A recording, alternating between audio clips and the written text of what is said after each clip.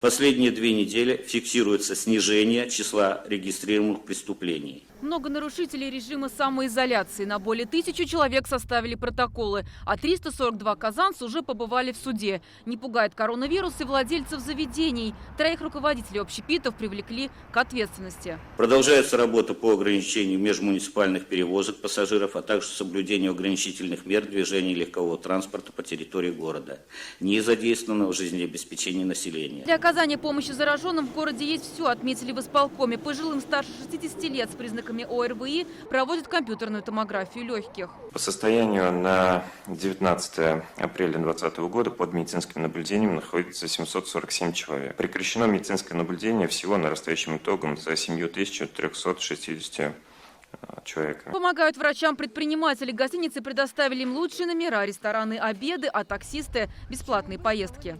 За время пандемии таксистами было выполнено около 18 тысяч вызовов.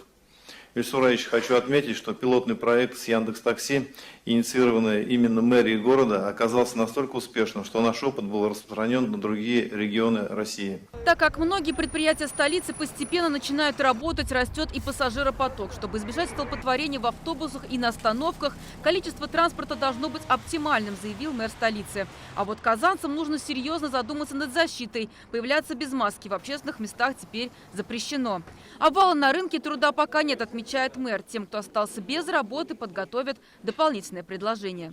Скоро начинаем приступать к работам по благоустройству. Мы с Ильдаром Саиджановичем говорили и с вами о том, что будем привлекать желающих на общественные работы, желающих, которые потеряли работу или источник заработной платы.